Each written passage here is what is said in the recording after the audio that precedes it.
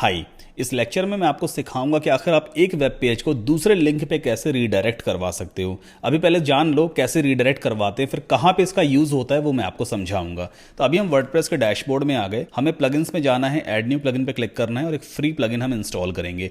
तो search box में आप टाइप करोगे simple POSTREDIRECT, simple post redirect. ये प्लगइन आपको यहाँ पे सर्च करना है, मेक श्योर पोस्ट ही आपको लिखना है। अब काफ़ी सारे प्लगइन्स आपके सामने आएंगे, हमें एक ऐसा प्लगइन ढूंढना है जिसका ऑथर है मोहित अग्रवाल। तो यहाँ पे देखो ये सारे ऑथर्स होते हैं, बाय कैस्टॉस है, बाय SMP7 है, ये रहा बाय मोहित अग्रवाल है ना, ये वाला प्लगइन है। आपको इसे इंस्टॉल करके एक्टिवेट कर लेना है। ओके, सो ये रहा वो plugin, let's activated, plugin activate हो गया। अब चलते हैं पेजेस में और ऐड न्यू पेज पे क्लिक करते हैं। एक पेज हम यहाँ पे क्रिएट करते हैं एग्जाम्पल के तौर पे, मान लो आई मैक नाम से, ठीक है, मान लेते हैं आई मैक नाम से मैं एक यहाँ पे पेज क्रिएट करता हूँ। अमेजन पे चलते हैं, अमेजन मैंने ओपन किया और यहाँ पे सर्च करते हैं IMAC, आई मैक, ठीक है। यहाँ पे काफ़ी सारे मैक कंप्यूटर्स आ रहे हैं, एक ओपन कर लेते हैं, चलो ये वाला। अब चूंकि मैं अमेजन के लिए एज ए एफिलिएट मार्केटर भी काम करता हूं, मतलब मेरे पास एफिलिएट अकाउंट है, तो यहां से मैं इस iMac कंप्यूटर का एक एफिलिएट लिंक निकाल लेता हूं। अभी अगर आप गौर करोगे, ये एफिलिएट लिंक देख रहे हो, क्या इसको याद कर पाना आसान है? अगर मैं किसी से कहूं भाई कि आप मेरे एफिलिएट लिंक amzn.to/dvo, सॉरी ओ है 0 है, पता नहीं क्या है, A8JQ पे जाओ, क्या कोई इसको याद रख पाएगा? इवन मैं खुद भी याद नहीं रख पाऊंगा। मैं क्या करूं, इस लिंक को यहां से कॉपी कर लेता हूं, ठीक है। अब इस लिंक को मैंने यहाँ से कॉपी किया है। आपको मालूम होगा कि एफिलिएट मार्केटिंग में होता क्या है। अगर कोई भी यूज़र मेरा लिंक ओपन करता है ना और प्रोडक्ट को परचेज करेगा तो मुझे कुछ कमीशन मिलेगा। यही एफिलिएट मार्केटिंग होती है, इसी से लोग कमाई करते हैं, ऐसा ही होता है ना। अब अगर मैं एक कॉम्प्लेक्स वाला एफिलिएट लिंक सभी को देना शुरू कर दूं तो सबको याद नहीं रह पाएगा।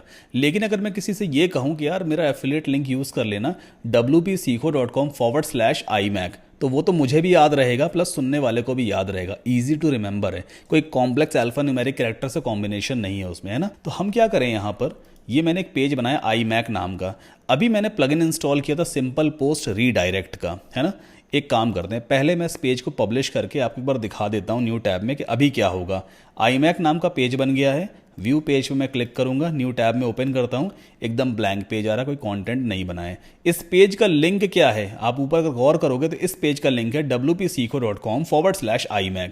ये हमारे iMac वाले पेज का लिंक है। मैं चाहता हूं जब भी कोई यूजर wpsikho.com/IMAC ओपन करे तो मेरा एफिलिएट वाला पेज ओपन हो जाए, यानी अमेजन वाला पेज ओपन हो जाए, है ना। तो मैं क्या करूं, यहां पर एक बार इसको क्रॉस करते हैं। ये पेज टैब में स्क्रॉल डाउन आप करोगे तो यहां पे आपको ऑप्शन दिखाई देगा सिंपल रीडायरेक्ट टू। ये वही प्लगइन की वजह से ऑप्शन आ रहा है जो अभी हमने एक्टिवेट किया है। इस बॉक्स में आप अमेजन वाला एफिलिएट लिंक पुट कर दोगे, इसके बाद पेज को अपडेट कर देना, ठीक है। अब जब मैं इस लिंक को ओपन करूंगा, यहाँ पे क्या लिंक है, wpsikho.com/iMac, एंटर पुश करूंगा तो सीधा अमेजन का पेज देखना ओपन हो जाएगा, है ना। और कौन सा पेज ओपन हुआ है, मेरा एफिलिएट वाला पेज, क्योंकि मैंने जो लिंक था ना ये वाला wpsikho.com/IMAC, इस पेज में मैंने एक एफिलिएट लिंक पे रीडायरेक्ट करवा रखा है, मतलब इस पेज को मैंने एफिलिएट वाले पेज पे रीडायरेक्ट करवाया हुआ है।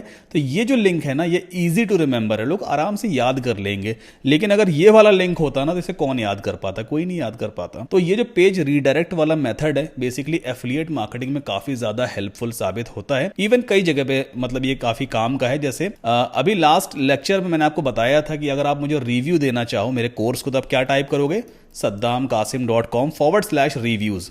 आप गूगल में ये टाइप करना, इस तरह का पेज सामने आएगा। देन यहाँ पे आप जाओगे, इसके बाद राइट अ रिव्यू पे क्लिक करना, फिर ये वाला पेज आता है। अब यहाँ पे आप रेटिंग दे सकते हो और अपना रिव्यू वगैरह राइट करके पोस्ट कर देना। मतलब काफ़ी सारे स्टेप्स हो गए। तो मैं मोस्टली लोगों से क्या कहता हूँ कि अगर आप मुझे रिव्यू देना चाहो तो क्या करो, सिंपली आप ब्राउजर में जाना और टाइप करना saddamkasim.com/REVIEW।